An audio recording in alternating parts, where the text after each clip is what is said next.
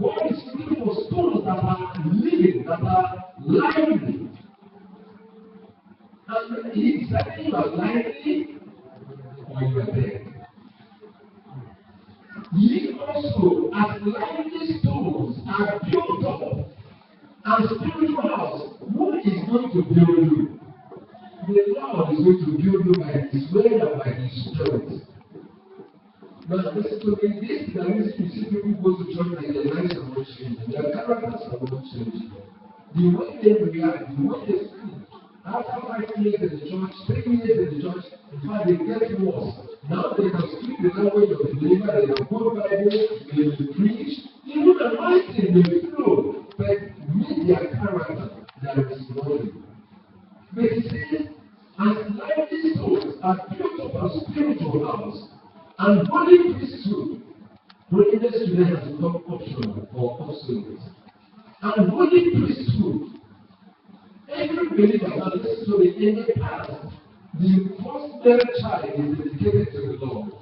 But in the new covenant, every child is dedicated to the Lord.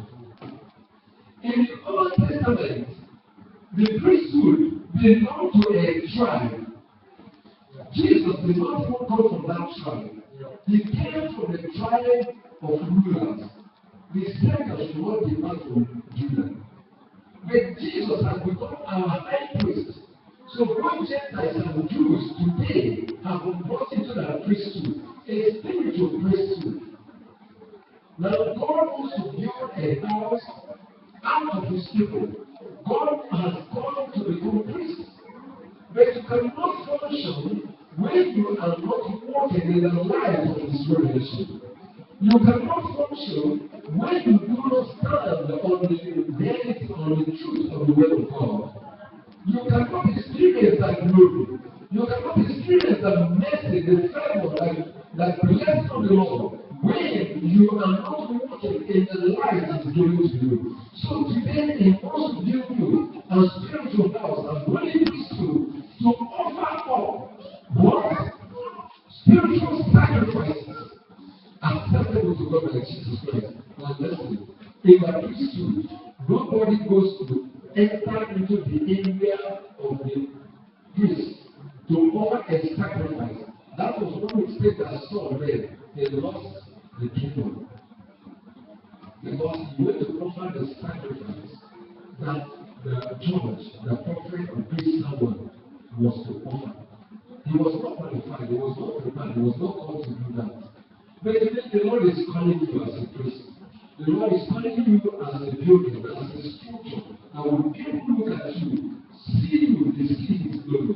When people look at you, and then you speak concerning them, or you speak to God, God answers. Because He has called you out. Now let us go to the book of Revelation chapter 1. Revelation chapter 1 verse 6. And have made us kings and priests unto God His Father. To Him be glory and dominion forever and ever. Amen.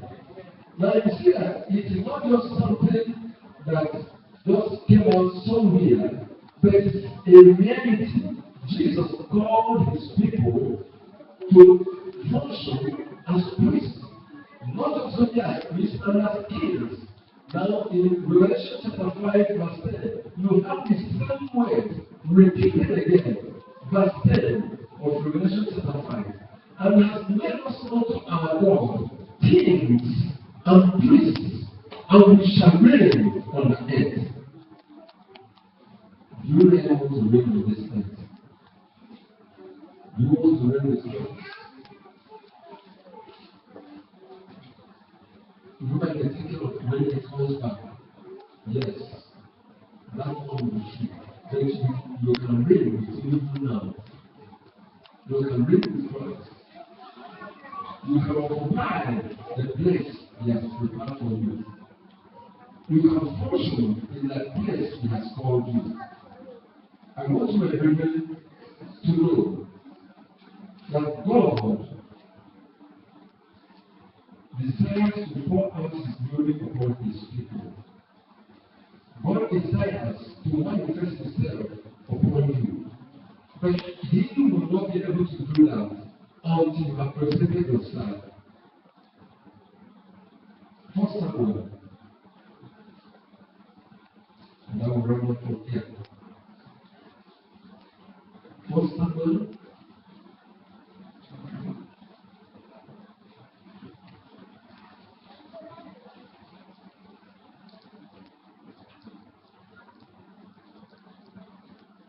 Chapter 1 verse 24.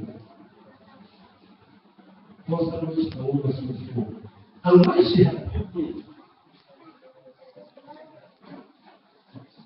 she took him with her, with 12 bullocks, and 1 ephah of flour, and a bottle of wine, and brought him over the house of the Lord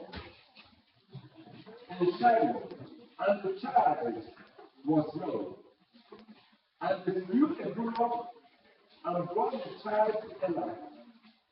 And she said, O my Lord, as thy soul liveth, my Lord, I am a woman that stood by thee here, praying unto the Lord. For this child I pray, and the Lord has given me my petition, which I asked of him. Therefore, also, I have lent him to the Lord. As long as he liveth, he shall be lent to the Lord, and worship the Lord here. The word of Samuel prayed, no she was married. She had no child. But on this special occasion, she prayed, and God heard her prayer. The child was born.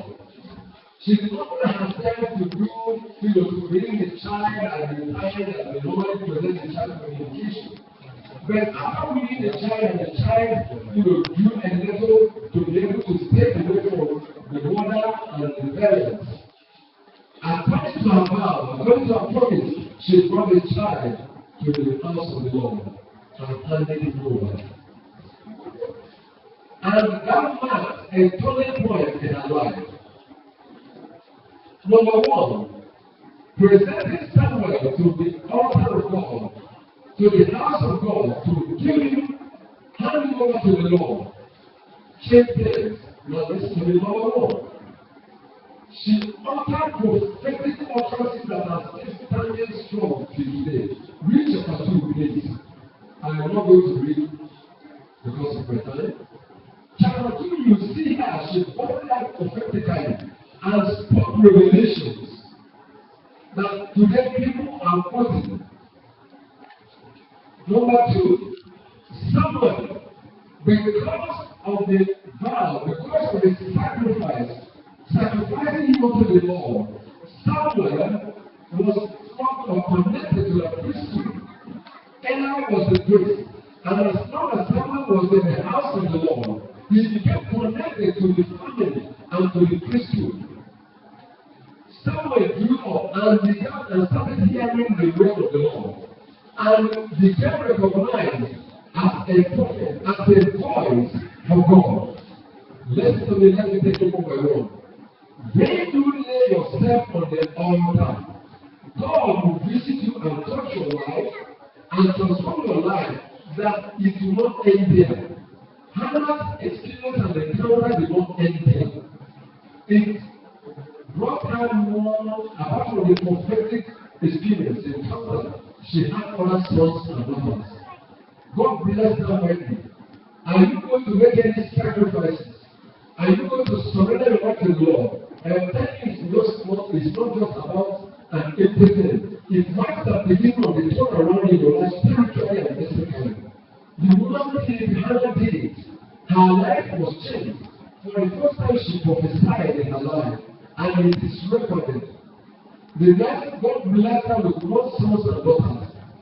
Then, number 3, the son became a judge and a prophet ruling Israel. What are you going to lose when you give your life to the Lord? No, you are not going to lose anything. You get connected. You get blessed. You get transformed. Your purpose in life will begin to manifest. Because God will build you. He said to build us a spiritual house. God builds you and begins to prepare you for your purpose in life. Many people are living, they think that this world, life on this earth is just about making money or just marrying or having children, having property. That it is more than that. You have a purpose. And God wants to manifest His glory through your life. And that glory will only come when you surrender your life to Him. When you give your life as a living sacrifice. When you surrender everything and allow God to build you, allow God to connect you, allow God to manifest His glory through you, then you see that what you never expected in your life will begin to happen. Hallelujah. Hallelujah. I said hallelujah. How long get a sacrifice? Today we are reading about that. Her son became a judge. Her son became a prophet. Her son ruled Israel. Abraham made a sacrifice and God spoke from heaven and gave him an everlasting covenant that whoever believes in Him or blessing will remain blessed. Whoever cursing will remain cursed. Now we as believers through Jesus Christ have inherited that blessing. Let us see where is that blessing. The blessing Abraham received from the Lord was through His sacrifice. But Christianity or Christians want to get blessing from God without sacrifice. Isaac had challenge, economic difficulty. He wanted to run away and run to Egypt. God appeared to him and said, no, no, stay where I will tell you, and I will bless you. Why? Because your father Abraham obeyed me. Now, when you obey God, when you follow Christ, let me tell you, the blessing of Abraham is already there for you. The glory of the Lord is already there for you. The victory, the deliverance is already there for you. But the thing is that we have not connected ourselves. We have not made ourselves for the Lord. For the Lord of glory to send His fire. When the fire of God comes upon you, the transformation takes place. Gold does not really show its worth and quality until it passes through the furnace, until it passes through the refining fire. And the Lord wants you today to lay your life as a living sacrifice. Do you know we are going to present a child to the Lord? Just like other children have to be presented. But something is going to happen. Parents must be careful. Because a child may be dedicated to the Lord, but what the parents do with that child is that means whether the Lord will have you or not. Hannah could have withdrawn the child. Abraham could have withdrawn his child. But they came and they were blessed. If you give your life to them, you are going to be blessed. If you surrender everything, you are going to be blessed. Now, it's not only the child that we are going to dedicate or pray about or present to the Lord. The Lord wants to present His child so that He will bless you. Shall we rest upon our feet?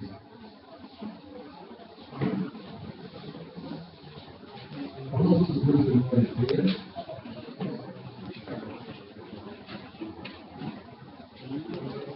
Have you ever given your life to the Lord Jesus?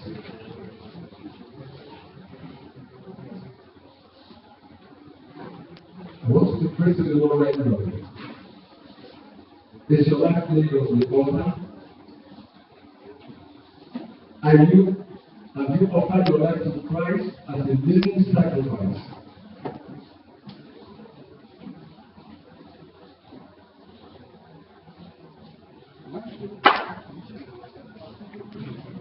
Surrender your life to Him, dedicate your life to the Lord. Decide today to be a living sacrifice. Decide today that your life will be an offering unto the Lord. Decide today that the Lord will decide and determine the course of your life. You will not choose to do things, and the Lord will choose to do things for you.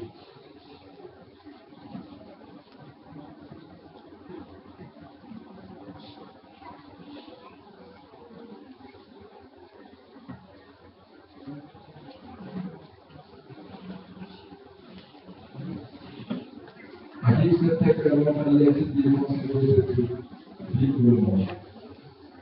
You can give Him your life today. You can consecrate your life. You can consecrate your life. Samuel was giving out money. Are you ready to serve the Lord? You don't have that time to serve the Lord.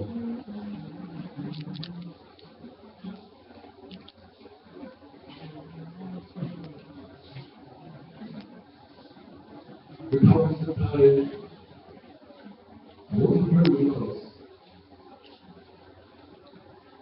Today, you want to consecrate your life to the Lord. You want to hand over your life to Him as a living sacrifice. You want to present your body to the Lord as a living sacrifice. To live for Him. That in this life, you will glorify Him. Raise up your hand, and we're going to pray together. You desire to consecrate your life to Him. And blessed Father, we thank you for this hour. We bless and worship your mighty name because of your goodness and because of your love.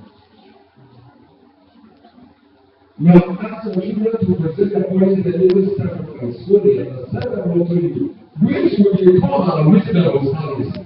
There is no way we can serve you when we have not surrendered our lives to you. Our bodies laid upon the altar. Father, I pray that everyone today that is raising up their hands and praying unto you, consecrating their lives, Father, I pray that you will visit and touch them in the name of Jesus Christ. Lord, whenever the sacrifice is laid upon the altar, the fire of God comes from heaven to touch you. I pray this moment that your fire from above will come to accept the sacrifices of your people in the name of Jesus Christ. Lord, anything that has been working against your people to keep away their lives, to keep away their times, to keep away their talents, their treasures, even their body is gone, not recognizing that the body is your temple. I am praying that by this exhortation today, that you will visit your people as they surrender their lives, as they dedicate their lives, as they come out to serve you, as they live to manifest your glory. That Lord, you will accept their suffering, their service, you will accept their offerings in the name of Jesus Christ. You told us this thing that this is a year of glory, and you are going to manifest your glory on each individual that will open up to you. Father, I pray for that refining fire to come and bring that glory in the name of Jesus. I pray and that as the glory of the Lord is never seen and appreciated until the passing through His body, Lord, pass your children through your own fullness and let His glory manifest in the name of Jesus. I pray that by these you get your people ready for the coming of the Lord. By these you get your people ready to enter in and to fulfill their purposes in life in the name of Jesus. Lord, I pray that by these you will change each person's spiritual experience and encounter, spiritual level and status in the name of Jesus Christ. Lord, I want to thank you.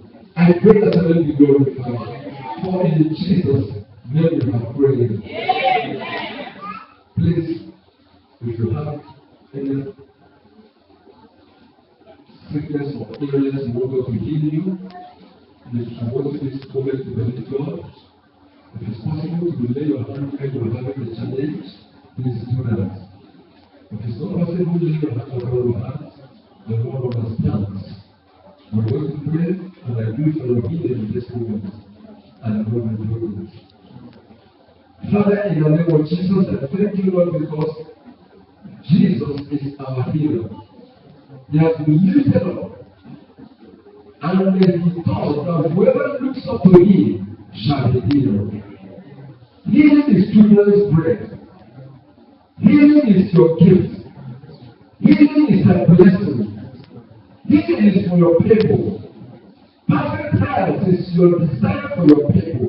And therefore, I pray for each one here, no matter the challenge in that body, no matter the challenge in that blood, no matter the challenge in the bones, no matter the challenge in the brain, no matter the challenge spiritually, Father, I am asking this hour that the healing hands of the Lord will touch each one right now and bring healing to them in the name of Jesus Christ. I come against every spiritual phenomenon behind the afflictions, behind the diseases, behind their past. I come against every spiritual phenomenon. I rebuke the spirit behind it. And I command the spirit to be arrested and banished in the name of Jesus. Any physical phenomenon called sickness, I speak to you in the name of the Lord Jesus. I command you to dry up. And I command you to be healed in the name of Jesus. I command every pain to go. I command every drugs to dry up. I command every disease to die. I command every sickness to fly out in the name of Jesus. Lord, I pray this hour. Every infirmity that is inherited, every sickness that is inherited, seasonal affliction, seasonal attacks, I command it to be arrested. I command the power destroyed. In the name of Jesus Christ, I pray from the crown of the head of your people to the source of their feet. Let every power flow right now. Heal your people, Lord. Heal your children, Lord. Heal their bodies, Lord. Heal their souls, Lord. Heal their spirit, Lord. And I pray this moment that before they leave this place, they will have their testimony. Thank you, Lord, for answering our prayers. I pray, Lord, that you touch the brain of your people. Where there is no soundness, no understanding, ability to read, to understand, or to exercise wisdom. Father, I pray that you touch that brain right now and bring healing in the name of Jesus Christ. Lord, I command peace upon that family. I command peace upon that soul.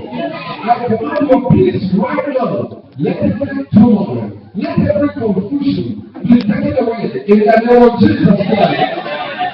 Lord, I rebuke that financial experience of that person. Every effort that is made, things get frustrated. I rebuke the spirit behind that financial frustration. I rebuke the powers that are working to keep that person down. You spirit of poverty and financial frustration, I command you to be arrested. And I cast you out in the name of Jesus Christ. Lord, I pray for the deliverance of your people. And I'm asking that you visit your children. Bless the people, Lord. Let your glory come down. Let your status change. Let the levels change. Let there be visitation. And let there be transformation. Let your name be glorified. Bless each one today. Let that which you prepare for the people be given to each one. Let your ministry spirit minister to everyone now. Thank you, Father, for answering our prayers. For in Jesus' name we have prayed.